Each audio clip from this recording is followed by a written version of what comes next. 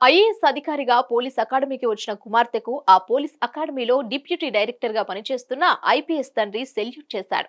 హైదరాబాద్ చిల్కూరు ఏరియాలో గల రాజ్ బహదూర్ వెంకట రంగారెడ్డి తెలంగాణ పోలీస్ అకాడమీలో జూన్ 15వ తేదీన మధ్యాహ్నం ఈ అత్యంత అరుదైన ఘటన జరిగింది.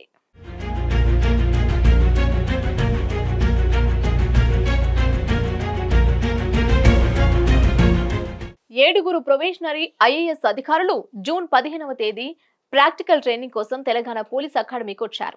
వారికి పోలీస్ అకాడమీ డైరెక్టర్ అభిలాష బిక్తుకు బదులుగా joint director D Muralidhar, deputy director Venkateswarlu స్వాగతం పలికారు. అనంతరం అకాడమీ మరో deputy director C Narmada probationary IAS అధికారులకు బ్రీఫ్ ప్రెజెంటేషన్ ఇచ్చారు.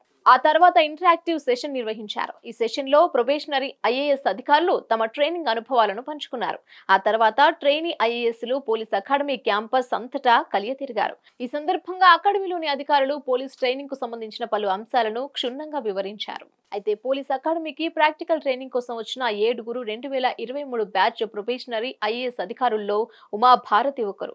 ఆ ఏడుగురు ఐఏఎస్ అధికారులకు సెల్యూట్ చేసి స్వాగతం పలికిన వారిలో అకాడమీ డిప్యూటీ డైరెక్టర్ వెంకటేశ్వర్లు ఉన్నారు. ఆయన ప్రొబేషనరీ ఐఏఎస్ అధికారిని ఉమా భారతికి కన్న తండ్రి.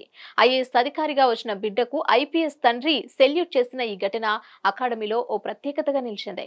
ప్రస్తుతం ఉమా భారతి వికారాబాద్ జిల్లాలో ట్రైనరీ కలెక్టర్ గా పనిచేస్తున్నారు.